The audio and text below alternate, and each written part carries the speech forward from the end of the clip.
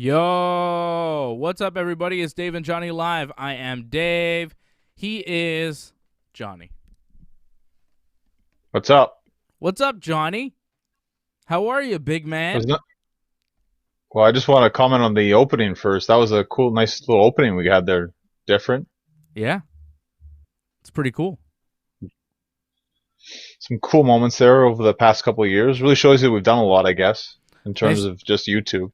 nice pictures of you looking jacked as well in there. You see that? See how jacked you look in the intro? Some Yeah, it looked okay. wrestling shots of you looking super jacked. My goodness. I'd say I look decent. I wouldn't say it's definitely my best shape, but not bad. Okay, passable at best. All right. Well, we'll get some better shots of you. Hopefully, you'll be wrestling again soon. We got some pro wrestling to talk about here on Dave and Johnny Live this afternoon. Jim Cornette has responded to the allegations from last week that we talked about. More allegations, more repercussions as part of the speaking out movement. A lot of people speaking out about some sexual violence happening in the world of professional wrestling. And, first off the bat with AEW, Sammy Guevara and Jimmy Havoc both gone from the company for now. Jimmy Havoc going into rehab. I think they sent Sammy Guevara to some sensitivity training. Both of them suspended indefinitely due to some past allegations. Sammy Guevara, it's not really allegations. It's something he said, right? That was pretty crazy what he said. If you didn't hear about it, he said I don't have the clip, but he said he was at a WWE tryout, right? And he saw Sasha Banks there, and he was like, "Oh, I wanted to rape Sasha Banks so bad." Right? That's what Sammy Guevara said on like a podcast or something, right? I don't know where he said this, but this was out that he said this in public. And of course, he got a lot of heat for that because like what? So yeah, not going to see Sammy Guevara in AEW for a while, maybe ever again. We're going to talk about The Undertaker here in a minute. The Undertaker retiring, one of the greatest wrestlers of all time. Gotta love the dead man. We're going to talk about the Phenom here in a second. But first, Sammy Guevara, Big Johnny. What a dumb thing to say, first of all. Stupid. Awful. Apparently, he talked to Sasha Banks about it, and they have kind of resolved it together in a conversation. But you think he shows up in AEW again? I've gotten those tweets too where some people think he should be fired completely, like blackballed from wrestling. Some people believe this was too harsh. I think AEW did the right thing, suspended him indefinitely. And like I think he should be punished, but it shouldn't be the end of his career. I don't know. It's going to be tough to see him and accept him as a wrestler on TV anytime soon. It's going to take some time, right? Like, this suspension is going to have to take a while. If I see Sammy Guevara on AEW in the Inner Circle in a month acting like it's all good, I don't know. I don't know how I'm going to feel about that. Well, I'll ask you about Hulk Hogan. Like, how long did it take you to be comfortable with that? Because I know you had problems with Hogan as well coming back. Yeah, well, what he said, the racist things that he said, they were pretty bad. But over time, I don't know. Hulk Hogan is a really tough one for me because I'm such a Hulk Hogan fan. Like, Hulk Hogan made me a wrestling fan. He got me into pro wrestling. He's Hulk Hogan. He's iconic. What he said was horrible. And you definitely never look at him the same way again. And that's kind of how I feel about Sammy Guevara. You know, maybe you'll see him again on TV, but let's be honest here. Sammy Guevara ain't the Hulkster. If he disappears from wrestling, it's like, At that point in Hulk Hogan's career, he was done. It's hard to disappear him from wrestling when he was such a huge presence. It's hard to cancel Hulk Hogan from the history of pro wrestling. It's pretty easy to cancel Sammy Guevara or Joey Ryan or David Starr or any of these other guys that are done. I never want to see Joey Ryan again. Done. Gone from pro wrestling. You want to talk about blackballed? He's blackballed, brother. You book Joey Ryan, there's something wrong with you. The Joey Ryan allegations, I mean, the things that he's done, multiple women coming forward. Horrible. Seems like a real bad guy. Well, Joey Ryan, definitely seems like he's not going to ever wrestle again. I think there's other allegations. I think Shakira, shut down completely as well. So there's other people as well, not just Joey Ryan.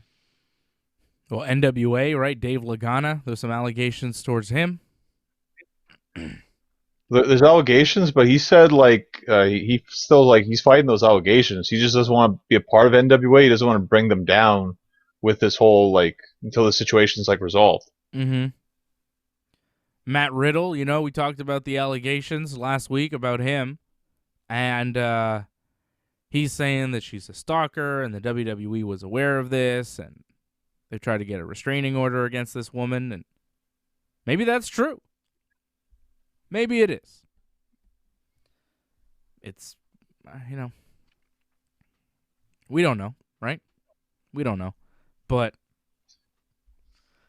a lot of this stuff, the Riddle thing is a little bit questionable, I guess, Some of these other things, less questionable. Joey Ryan, not really in question at this point, right? Well, he admitted to being pretty much a scumbag. Mm-hmm. Yeah. We'll see. There could be some criminal allegations going there. We'll talk about Jim Cornette a little bit later on. I want to get to the Undertaker, though.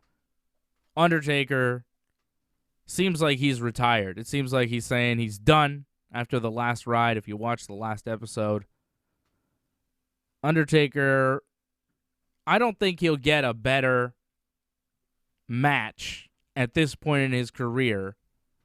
A better than the Boneyard match to go out on.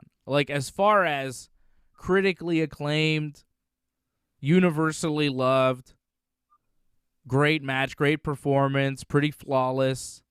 It was a cinematic match. It wasn't a traditional wrestling match, but it kind of fit the character of The Undertaker. And it had all the elements of The Undertaker, the dead man elements, the biker elements.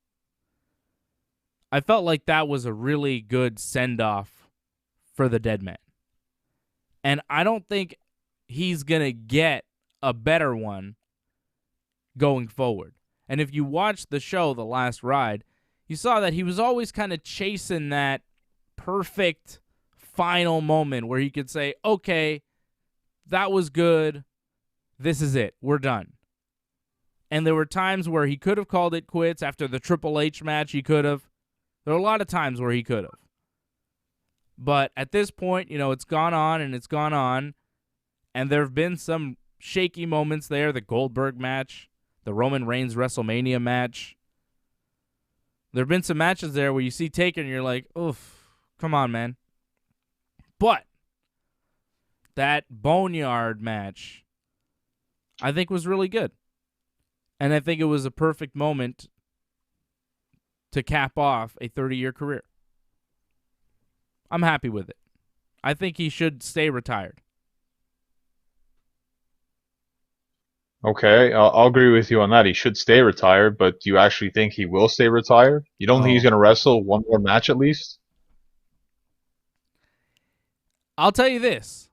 If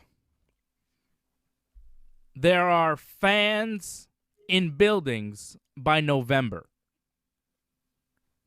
I'd be disappointed if Undertaker wasn't there to do a 30th anniversary Survivor Series, end it there. He started Survivor Series 1990. It would be cool to see him end it Survivor Series 2020. Some sort of Undertaker participation in a Survivor Series match. Doesn't have to do much. That's how he started his career. I wouldn't mind seeing that. So, no, I don't think he'll stay retired. I don't. Well, I believe he kind of said it himself, right? Because he said if Vince ever asked him, just break the glass and, emergency last resort kind of thing, I think Vince is going to do it because Vince kind of needs stars. So, yeah, he's going to need The Undertaker at some point. So, I definitely think it's going to happen eventually. Yep. I mean, it shouldn't happen that many more times, though, right? Like, You hope so. it could easily end at that Boneyard match. Like, that would be a fine ending to a magnificent career. One of the greatest careers that the wrestling business has ever seen. The guy's made tons of money. He's been on top for 30 years. Right? There was never a moment in his entire career as The Undertaker where he was like an underneath talent, a mid-card talent. He was always main event level, right? Pretty much. That's pretty damn impressive. Who else has been a main eventer for 30 years in the business? Well, In North no one's America. lasted that long in wrestling, so it's impressive. It's really incredible what he was able to accomplish. And the main thing, like you said, like the fact that that match happened and it wasn't really a wrestling match, didn't have fans. I think people really want to see that. It was a cool match. But I wouldn't mind seeing Undertaker in a Survivor Series. That would make sense, right? Well, I didn't mind his tag match that he did with Roman Reigns. I thought that was great. I mean, he doesn't need to be the only guy in the match. I mean, just to have him featured in like a little role, that's fine. Yeah. But at some point, you got to say it's over, you know? At some point, you got to say, okay, his body, the age, everything's kind of at an end point. And the Boneyard match was a good point to end it. I'm not sure if it will be the end, but people are talking like Undertaker's retired. I just never believe it because we've heard it so many times. There was that WrestleMania where he put his hat down and his jacket and everything. It seemed like it was the end there. Came right back. Well, I feel like since what, like 2014, like it's been what, 2, 3 matches a year at most, and like he's not wrestling full time anymore. So like the fact that you even get to see him once a year is kind of miraculous in itself. So he kind of already has been retired for years. It's just that the fact that you don't have to expect him anymore every year now. Yeah. Don't expect him at WrestleMania next year. It seems like it's over. And I'm seeing a lot of people saying how Undertaker would have been great to have seen him in person because he did wrestle so infrequently there for the last several years of his career. And we're lucky because we saw a lot of The Undertaker. Like most shows that I went to from, the early 90s to the mid 2000s, and that was, so many shows, WWE coming to town once or twice a year at least. I've seen The Undertaker countless times. I've got great memories of seeing The Undertaker, in person. I saw Undertaker, I think it was at a Survivor Series in 2008 when he wrestled Big Show. Was that a casket match maybe? Or was it Buried Alive or something like that? It was stipulation of some sort. That was a cool one. I was at that, and I was like right next to the stage, and they were wrestling on the stage a lot. I remember just seeing Taker and Big Show like doing stuff on the stage right in front of me. That was awesome. I remember a SmackDown taping at the Bell Center. Must have been 2005-ish. And I was on the aisle, and Taker came out. I think he came out twice. I think he did a dark match. Or maybe he just came out for the dark match. But he came out. He did the entrance. And he was like I was on the aisle, right? And he's like right in front of me. The guy was Okay. massive. The guy was just crazy big, man. I was just shocked at how huge he was, how big his head is. Like, the guy is just a monster. You can't really wrap your head around it by seeing him on TV, you know? It's when you see him and he's right next to you, you're like, oh my God. That is an imposing figure, you know? If he's mad at I you, you are scared, brother. Even you, Johnny North, you're a big dude, but Taker's huge, man. He's 6'10", jacked, 300-something pounds. It's for real. When you see him and he's right next to you, it's like, oh my God. And he's doing the Undertaker thing. There was smoke all around. I was impressed. Well, the thing is too, like you saw him first when you were a kid, and like when you see someone that tall, you can't believe someone actually that tall exists. So it's kind of really impressive. I remember meeting the Big Show and like just seeing his hand. Like, my goodness, that hand is huge. It's Yeah, unbelievable. I can't believe hands are that big. exactly. It's like, I'm a human and you're a human, but it's different, you know? Well, they're superhumans pretty much in a sense, like the That's way it. how huge they are. Undertaker is a superhuman. What's your favorite Undertaker match of all time? It's really tough to say. I mean, Right? right away, I just think his match with Kane, right? I thought that was really good, but At that's 14? just a 14 is probably their best one, I think. But they've had many matches when you think about it. I think wrestled almost every pay per view. But 14, I just because that was really the best Undertaker story. I thought Undertaker versus Kane.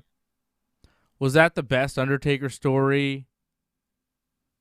Yeah, it's got to be, right? I mean, he was involved in so many different storylines throughout the years, but the Kane thing was probably the best one. It was so long and drawn out. And then, of course, Kane was created, through that story.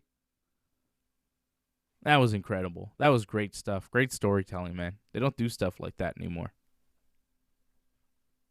But you talk about matches. He had some great matches with Brett as well. So it's really Mhm. tough to say. Some good matches with Shawn too. Foley. Well, Foley, that was more for just the destruction of Mick Foley. I mean, great for that, but it's very one-sided. A lot of that stuff, unfortunately. I like that story, though. I like the story where Paul Bearer was with Mankind now, and they were going against The Undertaker. I thought that was a good one. That worked for me. Was that Yeah, before that was good. Kane? That was before Kane, It right? was. Yeah. Yeah. So that was like the beginning of Paul Bearer kind of turning on The Undertaker, which I remember being like, what? Paul Bearer's not with Undertaker? What's happening, Because Paul Bearer and Undertaker, they were together for so many years, so good together. Well, if we were talking like this back then, like we probably could see it coming though, because you could see like at first Taker wasn't talking at all, and then slowly you started to see him talk a lot more. So it's like, oh, he doesn't really need Paul Bearer anymore. Yeah. But then when Paul Bearer turned on him, it was like, whoa, shocking. Taker's had so Well, they many got a great lot of matches, man. He's had so many great matches, so many great moments. Of course, the matches at WrestleMania with Shawn Michaels, the matches at WrestleMania with Triple H. The Hell in a Cell match with Brock Lesnar was really good in the later years, Yeah, the Even, second one, not the first one. the first one was all right. No, all they did was bleed. That was it. I liked his stuff with Yokozuna. I like the casket match at the Rumble 94. Yeah, I believe so. I don't know if they call it a casket or a coffin or whatever, but yeah, I know the match. That was a good one. Taker lost. That was also a shocking moment that he lost a casket match. Shocking, but I mean, he was injured at the time, so he needed time off, so it made sense. Plus, he did the whole comeback thing in Survivor Series. He had that whole Taker versus Taker thing, so the story which led after that was actually really good. Yeah. The Undertaker versus Undertaker. And for years, people thought, like, the real Undertaker had left the company You know, there were a lot of rumors. I remember back then, you know, like there was pre-internet. And people were like, Hmm. yeah, they did that story so that the guy, Undertaker, he could leave. And now the Undertaker isn't real Undertaker. It's a new Undertaker. Do you remember those stories as a kid? Kids saying that, like, in the schoolyard? Did that happen at your Yeah, school, yeah. too? Yeah, because I guess for a lot of people, like the Undertaker, like his look in terms of his face kind of changed over the years. Yeah. So I guess they thought that it wasn't the same Undertaker, and that they just put like the hair down to like confuse people. But Yeah. as we found out, no, that's not the case. No, it was always Mark Calloway. But people thought, legit. I remember kids being like, no, it's a different guy. And I was like, I don't know. I think it's the same guy. But that was a thing. That was a thing with the Ultimate Warrior, too. Do you remember that? People thought there was a different warrior. There actually was though like a fake warrior. If you see, there's like some sort of commercial out there where someone's acting like the Ultimate Warrior, but it's not the Ultimate Warrior. Is it Renegade? No, it's not even Renegade. It's somebody else too. So there were actual fake Ultimate Warriors out there. So I'm not surprised by that. I don't think there was a fake Ultimate Warrior in WWE though. No, I don't think so either. But people thought that there was. And Renegade was kind of like a WCW ripoff of the Ultimate Warrior. For those that don't remember. The Renegade! I can show you a picture of the Renegade if you want. Shout out to Kyle Salisbury on the chat. He says, I have nothing bad to say about Taker. I just don't want to see him in the ring ever again in terms of wrestling. As an appearance, manager, GM, whatever. Just no moves or bumps, please. Yeah. Freddie's on the chat. He says, howdy. Howdy, partner. Good to Lauren. hear from Fred always. Yeah. Lauren Cronish said he met Andre the Giant. He had to bend down to get into a room. Jeez. All right. I believe that. Superhumans. And Bob Cote says, 2020, the year that your past came back to haunt you. By God. Got that right. All these people getting into all sorts of trouble. I mean, we know, like I said last week, man, we know the wrestling business is a greasy place. I just didn't know it was this greasy. Well, hopefully the wrestling business will be better after this. Hopefully. Let's see here. Renegade. There's the Renegade. You remember that There's guy. still some Ultimate Warrior in there, though. Yeah. There's pictures of Warrior. But look at that. I mean, come on. You've got Hogan, Savage, Jimmy Hart, and who's that? Is that Warrior? No, it's the Renegade. You see what they're trying to do there. Of course. Well, they did the same thing with the NWO, right? You thought like it was Razor Ramon and Diesel, and it wasn't. What do you mean? The way they did that whole NWO thing, they manipulated the audience into believing the WWF was invading WCW. Yeah, that's true. It did kind of feel like that at the time. But the Renegade was just a cheap ripoff. I mean, they actually had Scott Hall and Kevin Nash. They actually had those guys. Renegade was just a guy. Well, they didn't have, unfortunately, Jim Hellwig at the time. But they got him eventually, and that still wasn't that great anyways. As far as The Undertaker, where do you rank him in the greatest wrestlers of all time? Do you rank him among the greatest wrestlers of all time? Like, he's great. He had a great career. I think the greatest character, the greatest gimmick ever, as far as a gimmick wrestler, great gimmick. But do you rank him among the greatest wrestlers of all time? Because when I make my list of the greatest wrestlers of all time, I don't usually put Undertaker there. No disrespect. Kind of surprising. You know what I mean? No disrespect to Undertaker. But I think of like Bret Hart and I don't know. I just think of other guys before Undertaker. And I probably shouldn't. You should probably put more respect on Undertaker's name. But like, as far as your top 5 wrestlers that you love the most, your favorite wrestlers of all time, is Undertaker there? it's hard not to put him there. I think, especially like in terms of like big men in wrestling. Like I think he probably is the top big man ever in wrestling. Top When you think top about it. top big man, but like, would you watch an Undertaker? Like, if I said, John, you can only watch Undertaker matches for the rest of your life, or Bret Hart matches for the rest of your life, what matches are you choosing? Yeah, it's funny because I was just gonna say that like the best kind of matches you had Taker was Bret Hart matches. So like as long as Taker had matches with guys who were workers, remember the match with Kurt Angle he had? That was Yeah. one of the best matches actually too. So like Mm-hmm. when he had guys that could work, he could show he could work. He just didn't get it all the time.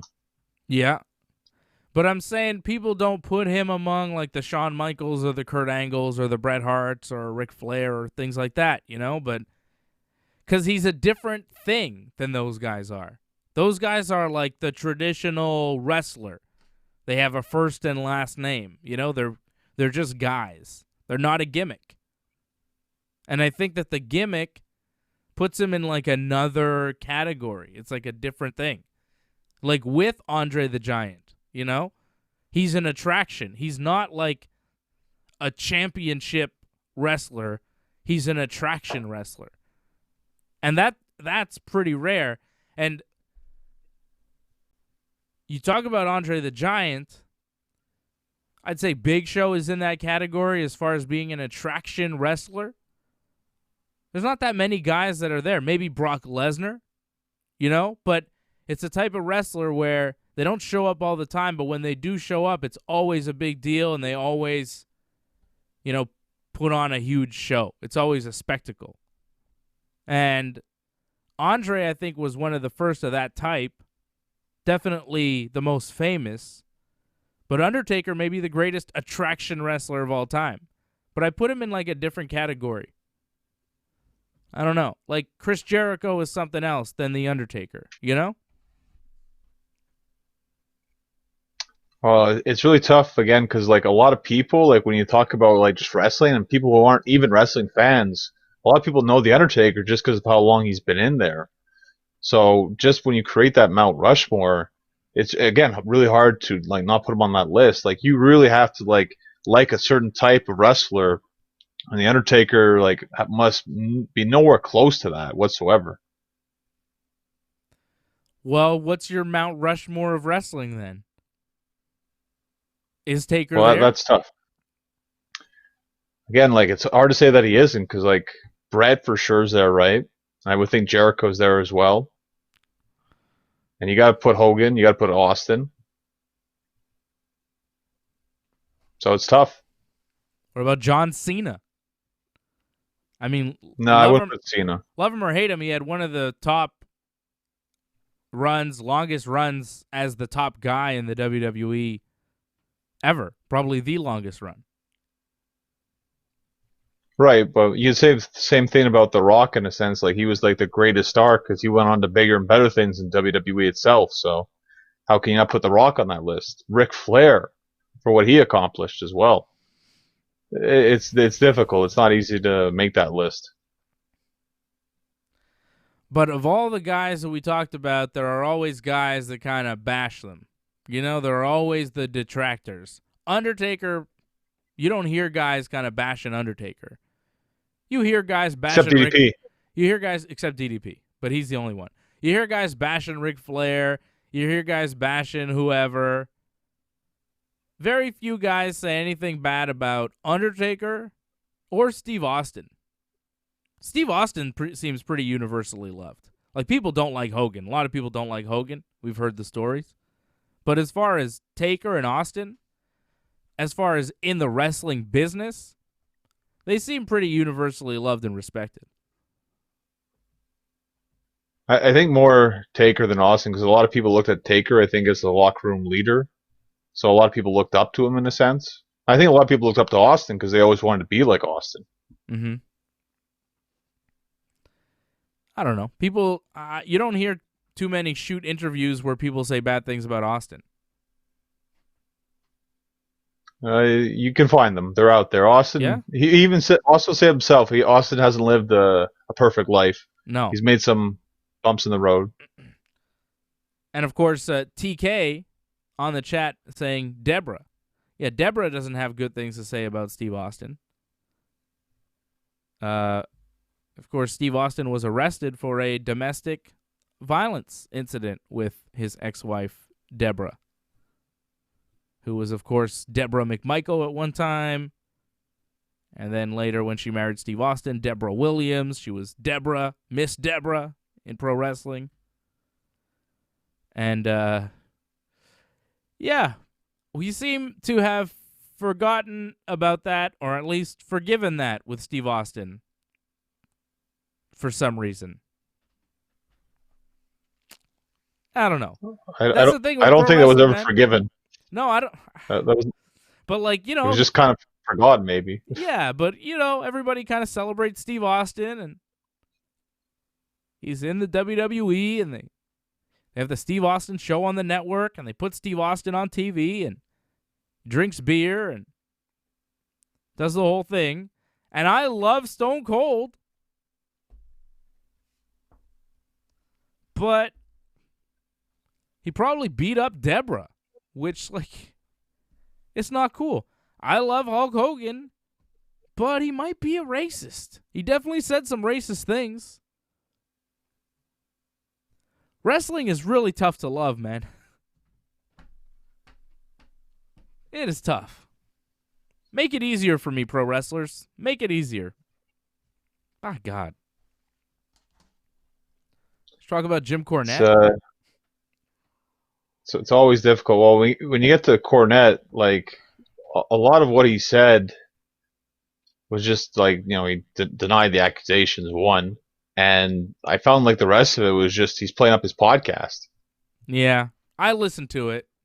I listened to the whole thing, and I didn't fully buy his denial.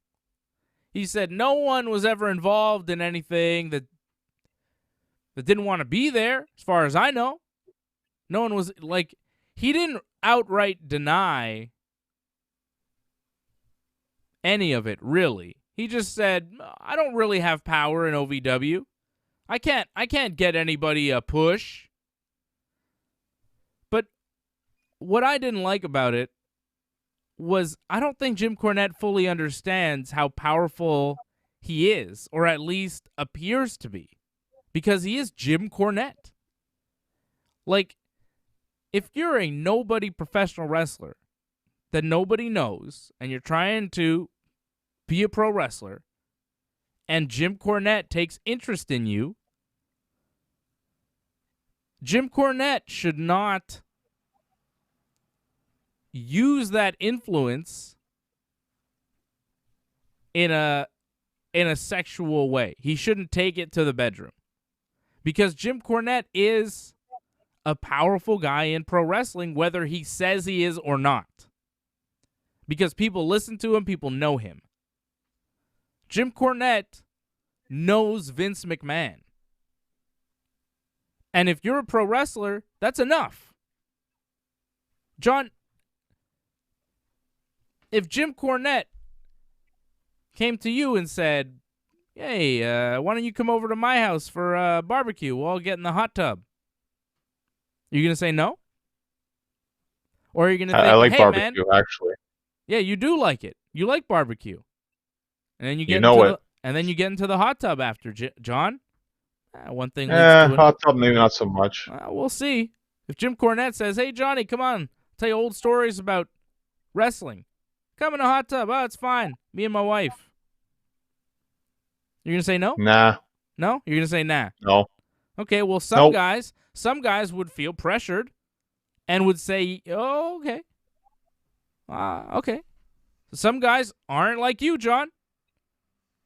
But you understand that Jim Cornette is a guy that is well known in professional wrestling, and if you're trying to get ahead in professional wrestling, you might go along with whatever Jim Cornette and his wife are proposing, right?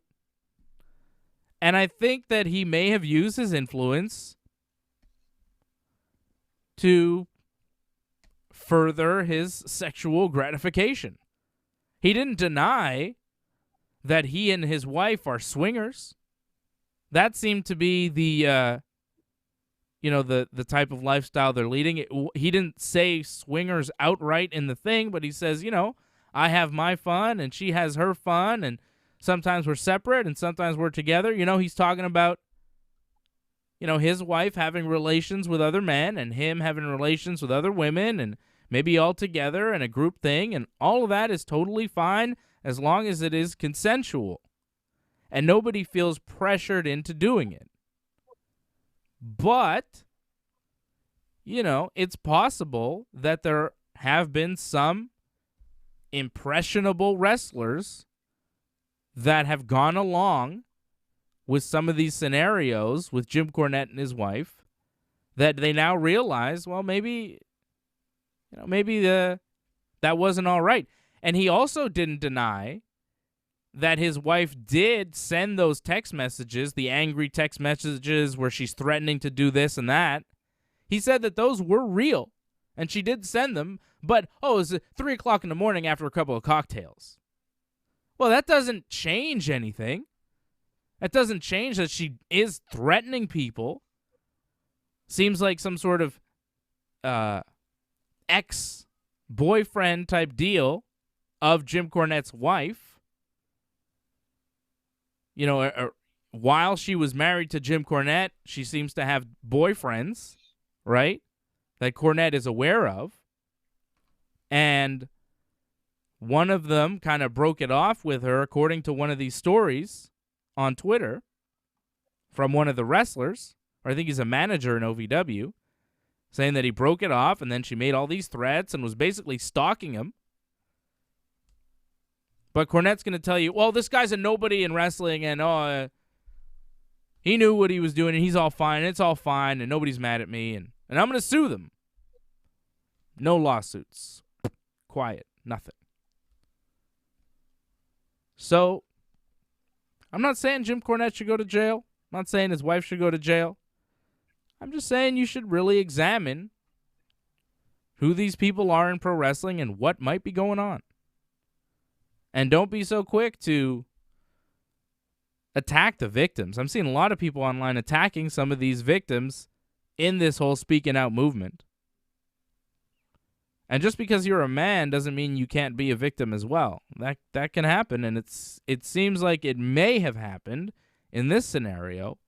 But after listening to Jim Cornette's denial, that was one of the weakest denials I've ever heard. I was expecting him to go way, way further. Those are fake text messages. That guy's not even a real Twitter account. This is all fake. Like, I was expecting him to really go hard. There's a lawsuit in progress. He didn't say any of that.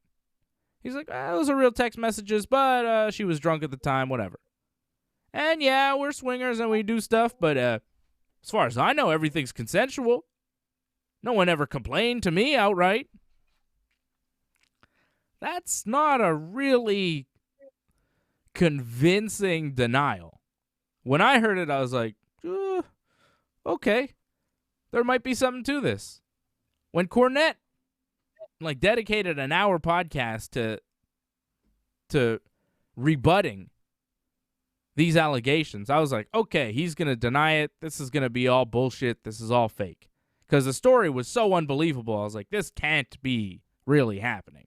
But then I heard his denial, and I was like, ugh, brother, that is not convincing.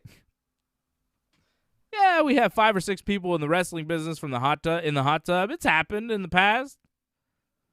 Okay. I was not convinced. So, I don't know.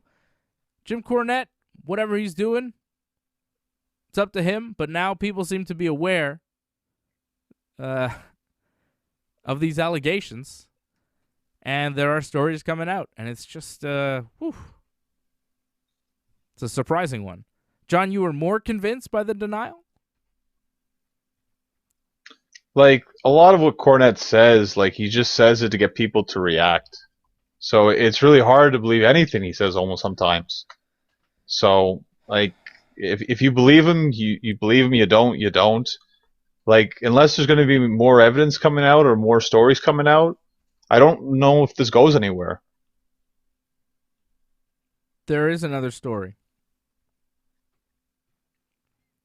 There's a guy, Josh Ashcraft.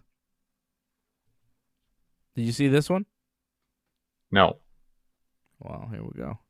This was a couple days ago. This came out.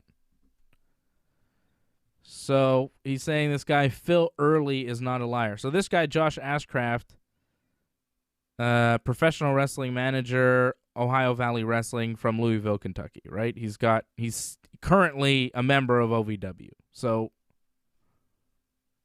there's that. He says this guy, Phil Early, is not a liar. The name that was blanked out in the messages was mine. I will support and back him on this fully. He was trying to protect me by giving background and context to his story. This may take a few tweets, so stay with me. And they're all kind of out of order. When I got involved with the Cornettes, I had heard the stories and rumors about stuff like everyone else did. Things didn't get bad until late 2015 when I tried to separate myself from the situation. I'd started to get interest in someone and decided that I wanted to move on. Try to find 3. It's all messed up for some reason. Suffice to say that the situation didn't end well. Stacy threatened me by saying she would have me blackballed in the business, sending me pictures of self-harm. She said that I was cause of, etc. Shortly after, I randomly got popped for a piss test. Then my apartments, where I was living, Section 8, with a new girlfriend, kept getting random inspections and complaints on me. I don't know. It was against my lease to have her with me.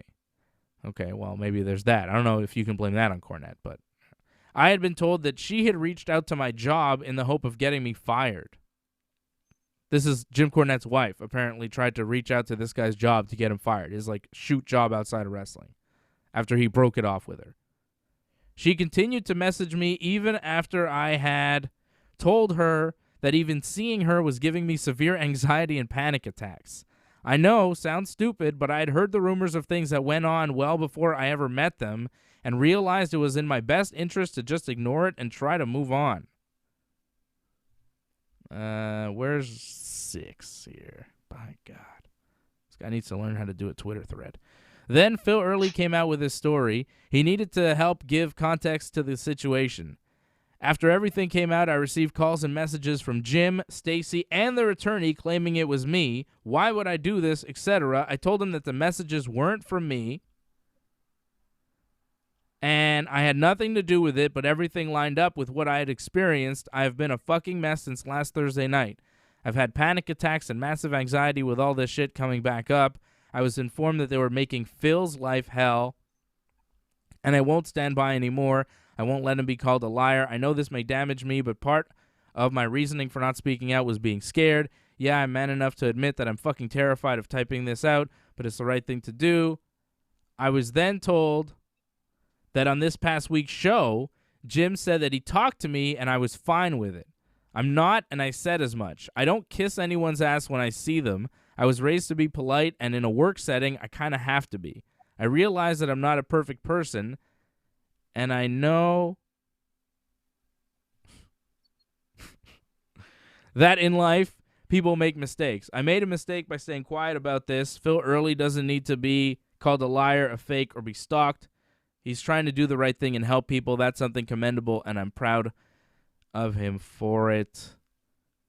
We can all be better, all of us. There are people, blah, blah, blah. People who have been harmed way worse than me. Protect them. Protect the people helping others, even at your own personal expense. I won't be bullied anymore by Stacy, Jim, or anyone else. This isn't for clout recognition or anything. This isn't to get my name out there. I didn't want it out there. I wanted to get as far from this as possible, but this is the right thing to do to back a friend. Thanks for listening. Support good people doing good things. John? Are you frozen? I don't know what we want me to say to that exactly. What's he saying? He's just backing up that guy's story? I guess. That's it. Well, he's saying that it was him. It happened to him. So the guy had a story about, oh, this happened to my friend, but he's saying, I'm the friend. And this happened in 2015 is what he's saying. Yeah. In OVW. Yeah. Like, Cornette was done in OVW in like 2004, 2005. I don't know. I don't get it. I don't get it. I don't know. OVW is a Kentucky-based promotion. I think it was still owned by Cornette's good friend Danny Davis at the time. I feel Al Snow may have bought it by then. I think Snow bought it maybe in 2017.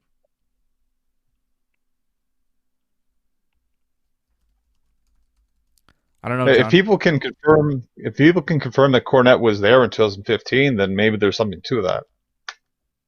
Maybe he was. Maybe he wasn't. Why would people be coming out with these stories now? Like, really? Well, I told you, it seemed I don't really like a crazy understand. story to begin with. Yeah, it's a crazy story, but I don't really understand why all these guys now would be making it up. It's possible. It's possible. It's not impossible, like you said. It's just, I've said from the beginning, like, something like this, I just find it hard to believe. Like, I'm not saying it's not possible. It's just, I'm surprised someone actually does something like that. Al Snow bought the company in April 2018.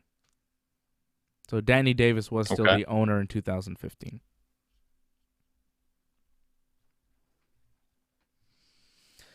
Oof. Weird stuff going on in pro wrestling, man. Weird stuff. I don't know. I'm a little surprised about a lot of this stuff. A lot of these guys out there need to get their act together and make it a safer place for everybody. Mostly women, though. A lot of women are not being treated correctly in professional wrestling. You know, the Jim Cornette thing aside, that's a whole different deal that I'm still trying to wrap my head around. But my gut feeling is there's something to it. My gut feeling is, in this case, where there's smoke, there's fire. I don't know. I'd like to hear more. I'd like to hear more from these guys. Maybe get them on Dave and Johnny Live, see if we believe them. I got a pretty good bullshit detector. Be a fun episode. Should get Cornette on here. I got some questions for Cornette, you know? He's not going to come on the show. He only does his own show. But I got questions for him, you know? I got some questions. I think he answers questions on his show, so you can always send in the question to his show. Oh, yeah. They're gonna answer my questions on the show. Sure. The questions I have, they're gonna answer on the show. And his co-host there, like, doesn't push him on anything. He's just like I wish I had a co-host like that.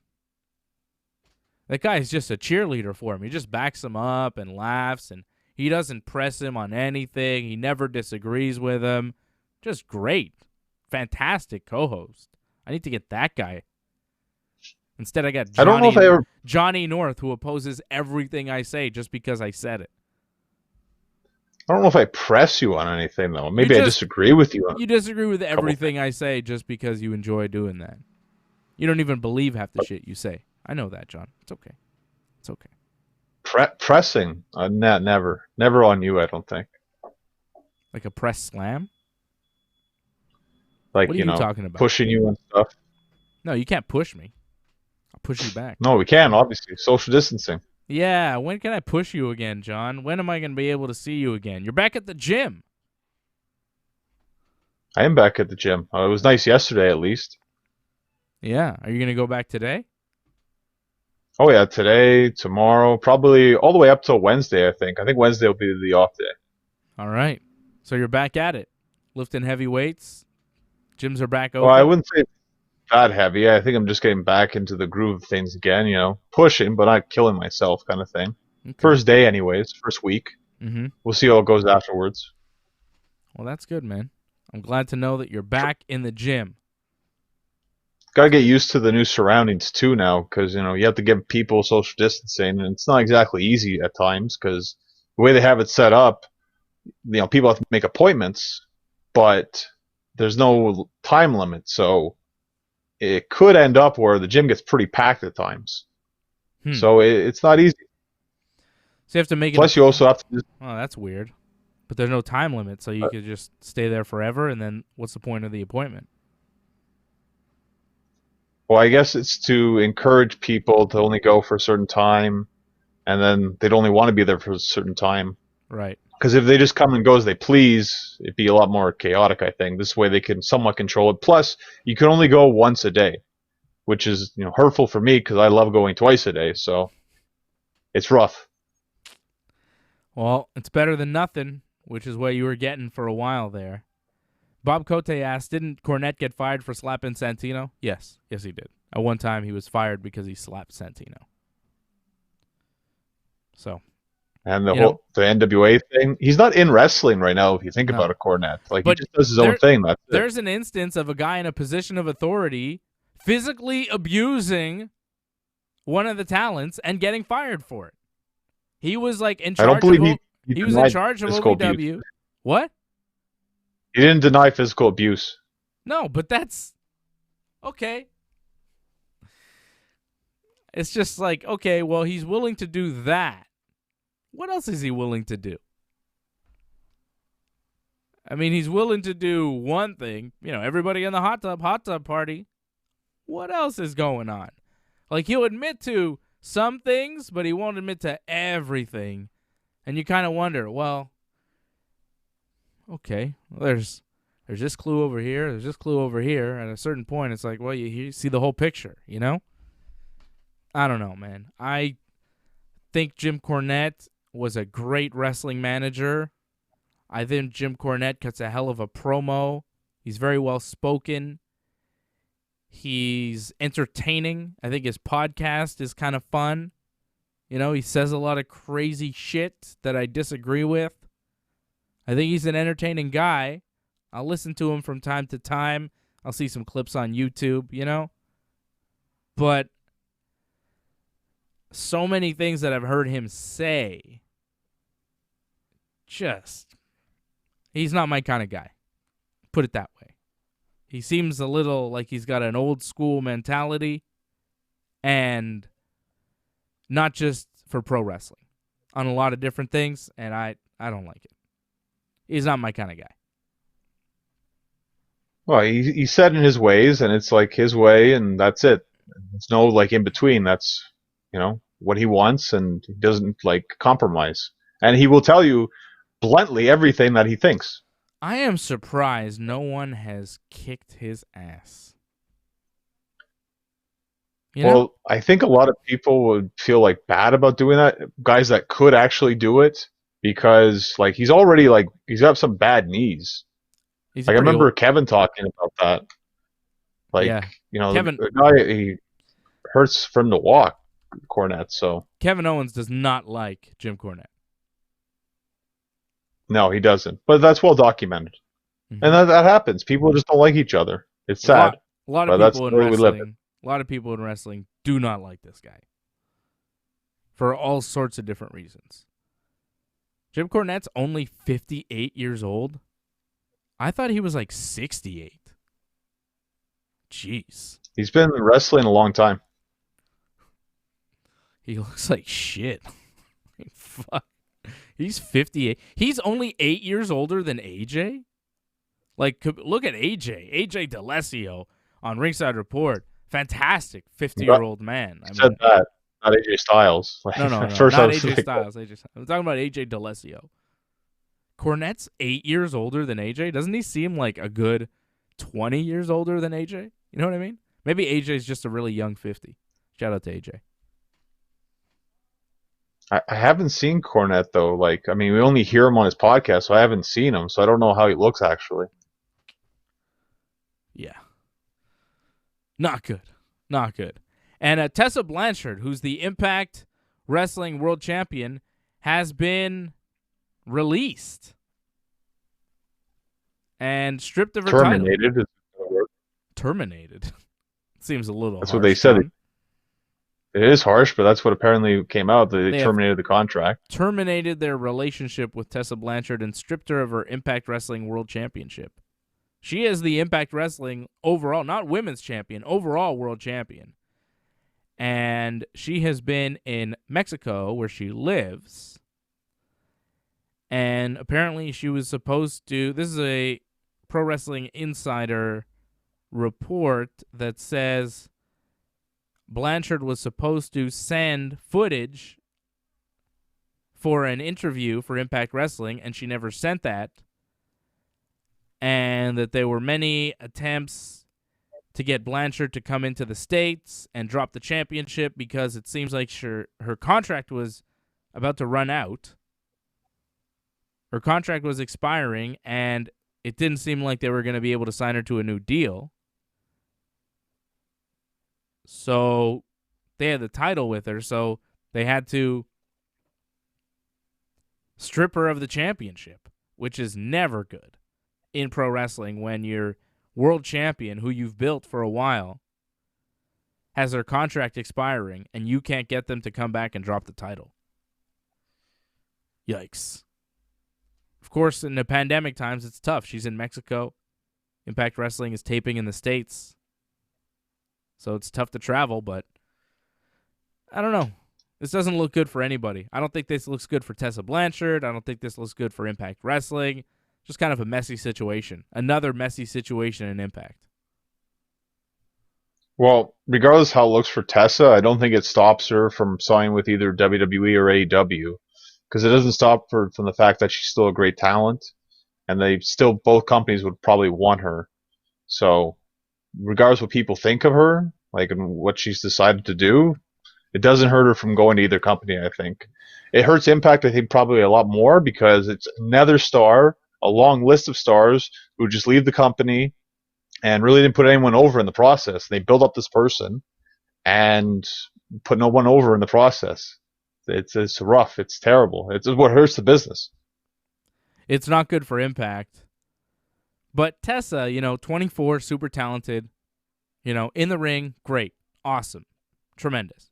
But there are a lot of stories about Tessa, right? People We're talking about the bullying stories here now? The what? The bullying stories, yeah. A lot of stories came out about Tessa Blanchard, how people didn't like working with Tessa, how she may have even said some racist things to some people. Right? There are some stories. She's denied the racist. Yeah, she's denied it, but I don't know. You would too. I don't know, man. Tessa comes with baggage. Tessa comes with heat. She's really talented, but I'd have to sit down with Tessa and have a real good conversation. If you're Vince McMahon, if you're Tony Khan, you got to sit down with her and see where her head's at. She's not sending video for Impact Wrestling. Like, she has to shoot a video and she's just not doing it.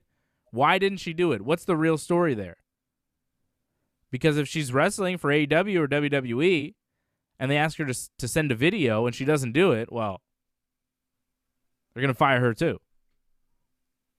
You can't do that in WWE, and you shouldn't be able to do that in AEW. So I wonder if she does really get signed to one of these big companies. Normal circumstances, she would, but she's got that baggage. She leaves the Impact Wrestling on bad terms. She's got a lot of people in the wrestling business that think she's a bully and don't like working with her. I don't know. I'm not sure. I'm not sure Tessa actually gets signed to WWE or AEW. I think she's more likely to sign to WWE for several reasons. I think she would probably fit in better there. I think the WWE could kind of straighten out any problems because it is so corporate. There's a lot of oversight. And at the same time, I think WWE just doesn't care about, bullying or whatever. They'll just let whoever in the company. And they'll deal with it once they're signed. So I think WWE makes way more sense. But I don't know. I agree with that. Just AEW, just because her dad's there, you think maybe she'd want to sign there more, but WWE makes more sense. Yeah. Do you think they sign her? WWE, I think so. Hmm. I don't know.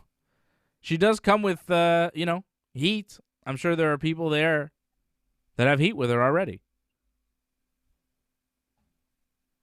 Well, she's just gonna have to work her way up the system. Like she's gonna have to work away from the bottom pretty much. And if she can't handle that, then it's easy to get rid of her quite quickly. Yeah. Do you really work her way? I mean, from the bottom, what do you mean? I mean, NXT, she Well, could go to NXT, but she's going to be a star right away on NXT because people know who she is. right, but you can take advantage of that. That's fine, Just, use her as a big star, but she doesn't have to win all the time. Yeah. Yeah, we'll see what happens with Tessa. Like I said, I think she's really good. I hope whatever attitude problems that she had were just, youth and inexperience. But she's 24, so she may not have grown out of that stuff yet, Growing up in the wrestling business is not always easy, as we're seeing with a lot of different people. A lot of different problems in pro wrestling, John. Anything happen to you? Nobody ever do anything to you? You're all right, eh? And you've never done I anything to heard that anybody. You're a good guy, right? I heard that a Fed I wrestled in, IWE Maine, apparently that shut down because there was accusations, stories that happened there. Now, when I was there, everything was fine, but I guess over the years it got worse or something happened there. So unfortunately, that shut down. So that's kind of sad because they Whoa. always treat me with respect. So other people, unfortunately, they get terrible things that happen to them. What happened? I don't know exactly the whole stories. I just know that it got shut down. Apparently, their stories. Because of the promoters? I don't know if it was from the wrestlers or it was the promoters or it was just people coming in and out kind of thing, because they have their regular wrestlers and they have like their guest wrestlers. I don't know if it was a combination of both or just like one, but apparently stories happened, which is sad. And you never witnessed anything weird? No, everyone treated me with respect, but again, maybe things have changed over the years. That was like 2013, 14, so Mm-hmm. who knows what's happened recently. And you've never seen anything strange in pro wrestling? Like all the locker rooms you've been in, you never I don't want you to expose anybody necessarily, but everything's been above board as far as you know? The only thing that sucked in the locker room, I remember this one time in Cornwall, like it was freezing and they didn't have like heat in there whatsoever. And I remember one time Green Phantom came back and you could see him like steaming his back because he was hot from going in the ring, but Yeah. in there it was just freezing. That is That not what was I'm the talking worst. That was about. just, That is not what I I'm know, talking about, and you know it. but that's the only thing I could think where I'm like, man, this locker room was terrible. It definitely gets a 1 star, that's for sure. But like promoters, I don't know. You don't hear stories about things going on? Everything's been fine? From some of the women wrestlers that are on the card? Again, for me, it's been fine. Like, and when female wrestlers, there's not exactly a lot of female wrestlers. Like most cars I've actually gone to, there's actually no female wrestling at all. Yeah. Which, gives the promoters a lot more power. Right? Because if there's a female wrestler who wants to get booked, it's like, well, very few spots for the women on the cards. Makes it difficult. Well, they also had like their own like women's fed here. I don't know if it is still going, but they had that for a while, like Femme Fatale. Yeah, it's So still going. were able, so women were able to have their own show. Yeah. Yeah, which is cool too. But it should be good to have, a mix of both, as we do in most good wrestling companies around the world. Big Johnny North, we're going to talk about some other pro wrestling things going on. We've got Extreme Rules in the WWE coming up real soon, in like 2 or 3 weeks. And we got a bunch of matches. They're going to do Drew McIntyre versus Dolph Ziggler for the WWE Championship, and that's not a joke. That's real. That's a real thing that's going to happen. Well, they were tag champs before, so I kind of understand why they do that. Pay-per-view is kind of Uh, surprising, but I understand why yeah. they do the match. Pay-per-view is really surprising. Not too pleased with that. So we'll talk about that. We'll talk about Sasha Banks and Bayley, who are quickly becoming my favorite thing in the WWE. They're fantastic, man. What an act. They're just Really, the kicking match on ass. Raw was like nothing. The match on Raw wasn't anything special, but like the promos and the gimmick and what they're doing, the story, I think it's really good. I'm enjoying the Sasha Bayley characters right now. Giving them a lot of microphone time, and they're killing it every time. I'm entertained by them. I could see that, but thing is, like, there's not a lot going on in the women's division now. You have Natty who's trying to build something up with Lana, Mm-hmm. and like, it's really hard to get behind something like that. Like, That's what I'm Natty's saying. great, but Lana, Sasha and Bayley are the best thing going in the WWE women's division. And the men's division totally sucks. So, they're the best thing going in the WWE right now. What else is better? I enjoy Paulo Cruz. Paulo Cruz is having some solid matches lately. This match with Shelton was pretty good. But it wasn't very long. It was a pretty short one. Sadly, Yeah. but I definitely look forward to his matches every week. Yeah, he's all right, but he's no Sasha and Bayley. We'll talk about that and more on Wrestling Uncensored. You can watch that show tomorrow morning right here on the channel. Don't forget to subscribe, like this video, subscribe. Yeah, and click the bell. Thank you. That way you get notifications every time that we're on. That's how it works. Okay. RingsideReport.net is our website. Follow Johnny at North Genesis on Twitter, at Genesis Johnny North on Instagram. Follow me at Dave Simon MMA on all the things. Check us out tomorrow for Wrestling Uncensored. Thank you to everybody for watching. For Johnny, I'm Dave, and this has been Dave and Johnny live. Bye, Johnny. So long, sucker.